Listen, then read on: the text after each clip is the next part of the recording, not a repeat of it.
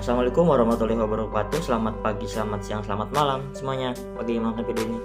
Di sini saya akan menjelaskan tentang Kerajaan Pajang dalam memenuhi tugas mata kuliah Sejarah Asia Tenggara. Oke, langsung saja ke pembahasan. Yang pertama adalah letak kerajaan. Berdasarkan sumber sejarah Kerajaan Pajang, letaknya berada di Pajang, Laweyan, Surakarta, Jawa Tengah. Lokasinya berada di Surakarta bagian barat. Kerajaan tersebut berada di dataran rendah dan diapit oleh Sungai Pepe dan Sungai Dangke. Wilayah kekuasaan Kerajaan Pajang meliputi Pengging, Boyolali dan Klaten, Butuh, Madiun dan daerah lain di kawasan Sungai Bengawan Solo, Tingkir, Salatiga, Mataram, Bagelen, Kedu, Pati, Demak, Jepara, Bojonegoro, Kediri dan beberapa kota besar di Jawa Timur. Bisa dilihat di peta sendiri, Pajang terletak di tengah-tengah daerah Mataram. Selanjutnya, asal-usulnya sendiri, Babad Banten menyebutkan bahwa keturunan Sultan Pajang berasal dari Pengging, kerajaan kuno di Boyolali yang dipimpin oleh Adayaningrat yang juga memakai nama Jakasanagara atau Jakabodo. Konon masih memiliki hubungan kerabatan dengan keluarga Majapahit. Meski Majapahit ditaklukkan oleh orang-orang Islam pada 1625, Pengging masih berdaulat hingga di bawah pemerintahan Kebo Kenanga yang bergelar Ki Angeng Pengging. Ketika Ki Angeng Pengging wafat dibunuh oleh Sunan Kudus, ia meninggalkan seorang putra bernama Mas Krebet yang diangkat anak oleh Nyi Ageng Tingkir. Mas Krebet atau lebih dikenal sebagai Jaka Tingkir justru memutuskan untuk mengabdi pada Kesultanan Demak. Kesultanan Demak kemudian mengutus Jaka Tingkir mendirikan Kerajaan Pajang sekaligus menjadi raja pertamanya.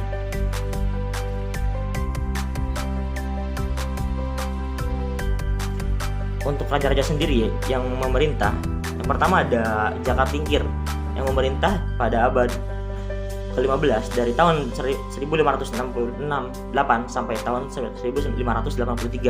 Selama berkuasa di Kerajaan Pajang, Jaka Tingkir melakukan perluasan wilayah sampai tanah pedalaman timur sampai Madiun. Ia juga melakukan Blora pada 1554 dan Kediri pada tahun 1577. Pada tahun 1581, Sultan Hadiwiyata diakui sebagai Sultan Islam dari raja-raja terpenting di Jawa Timur. Yang selanjutnya ada Arya Panggiri atau Ngawi Tiputra yang menjabat pada tahun 1583 sampai 1586. Arya Panggiri merupakan menantu Sultan Hadiwijaya yang memerintah Pajang sejak tahun 1583 sampai 1586. Selama memimpin Pajang, ia hanya sibuk balas dendam kepada Mataram sehingga rakyat Pajang terabaikan. Yang selanjutnya ada Pangeran Benawa atau Prabu Wijaya yang menjabat tahun 1586 sampai 1587. Pangeran Benawa merupakan anak dari Sultan Hadiwijaya. Ia memerintah Pajang pada periode ketiga setelah mengalahkan Arya Panggiri. Pemerintahannya hanya berlangsung singkat karena Pangeran Benawa memilih berdakwah menyebarkan agama Islam.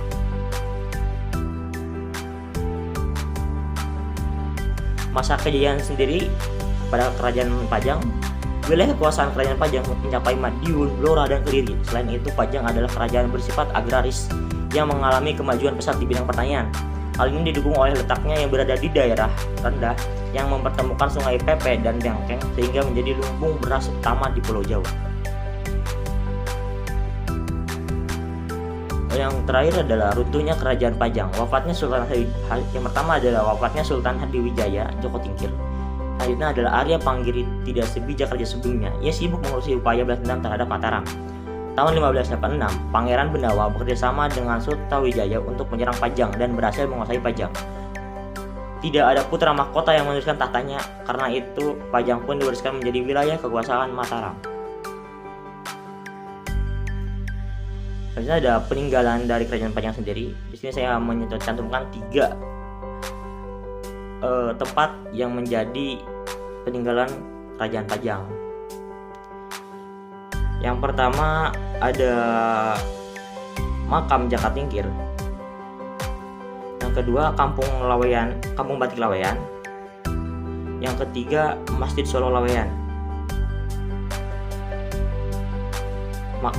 Makam Joko Tingkir atau dikenal dengan Sultan Hadiwijaya tidak seperti makam Raja Solo dan Yogyakarta yang dikenal banyak orang dan ramai dikunjungi peziarah. Makam Joko Tingkir berada di pelosok perkampungan warga. Makam Joko Tingkir ini berlokasi di Dukuh Butuh, Desa Gedongan, Kecamatan Pelupung, Sragen, Jawa Tengah. Kompleks pemakaman Joko Tingkir dinamakan Makam Butuh. Selanjutnya ada Masjid Laweyan.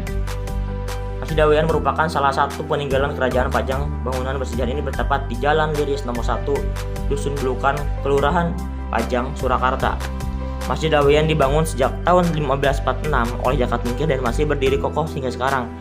Bagi masyarakat Solo, Masjid Laweyan ini lebih dikenal dengan sebutan Masjid Ki Ageng Henis. Bangunan ini ternyata menggabungkan unsur tradisional Jawa, Eropa, Cina, dan Islam. Masjid ini memiliki ciri khas bentuknya seperti kelenteng Jawa dengan arsitektur khas Jawa yang sangat kental. Dinding masjid ini tersusun dari kayu dan batu bata. Oke, sekian presentasi dari saya. Semoga dapat dipahami. Kurang lebihnya saya mohon maaf. Assalamualaikum warahmatullahi wabarakatuh.